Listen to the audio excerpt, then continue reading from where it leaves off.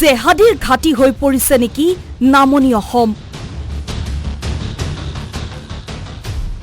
বৰপেটা ৰোডৰ নিচুকাত দুই জেহাদীৰ ঘৰত এনআইএৰ অভিযান। ঘণ্টা ঘণ্টা ধৰি চলোৱা অভিযানত দুই জেহাদীৰ ঘৰত কি তথ্য পালে এনআইএ।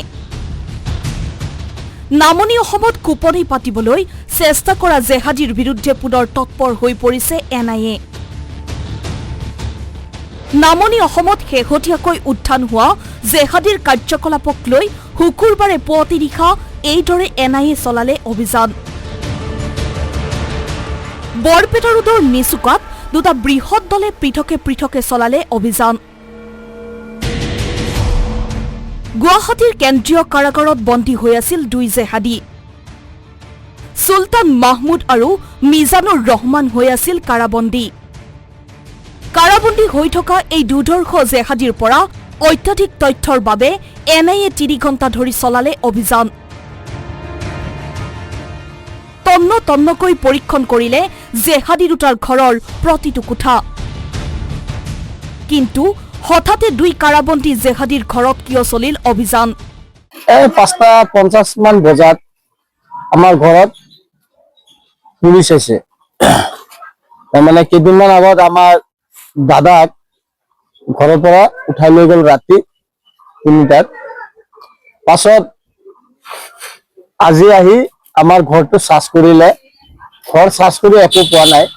আমাৰ দাদাই ভোট কমিটিৰ প্ৰেচিডেণ্ট আছিল, তাই অলপ কেইদিন আগত তাৰমানে অৰুণোদয় আঁচনিৰ নামত মানুহৰ ফৰ্ম ফিল আপ কৰি দিছিল। এই কাগজ পাতি কেইটামান পাইছে মানুহৰ, মানে অৰুণোদয়ৰ কাগজ আছিল। আহিছিল মানে আহোন কৈছে আমি আহিছোঁ, এনআইৰ পৰা আহিছোঁ, তো আমি আপোনালোকৰ ঘৰটো চাৰ্চ কৰিম। আমাৰ ঘৰত সোমাইছে আৰু সোমাই কেনে চব চাইছে আৰু একো নাই আৰু। সেইকাৰণে আমি চৰকাৰৰ তাতে দাবী জনাইছোঁ যাতে অতি সোনকালে মানে বস্তুটো ৰিলিজ কৰি দিয়ে। আমাৰ তাৰ আমাৰ দাদা মিজানুৰ লৈছে আজি ৩-৪ মাহ হৈছে।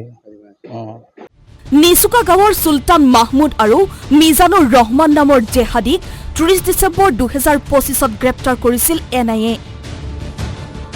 নামনি অসমত জেহাদী সংগঠনত সদস্য ভৰ্তি, পুঁজি আৰু সংগ্ৰহৰ কাম নিয়োজিত হৈ থকাৰ অভিযোগত গ্ৰেপ্তাৰ হৈছিল এই দুই জেহাদী। জেহাদী কেইটাৰ পৰা বহু বিস্ফোৰক তথ্য লাভ কৰিছে এনআইএ। অসম অশান্ত কৰাৰ পৰিকল্পনাৰে মৌলবাদী কুচকাৱাজ কৰাৰ তথ্য লাভ কৰিছিল জেহাদী কেইটাৰ পৰা।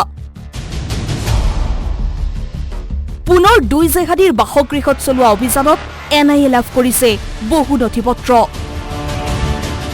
ব্যুৰো ৰিপৰ্ট, আছাম টক্স।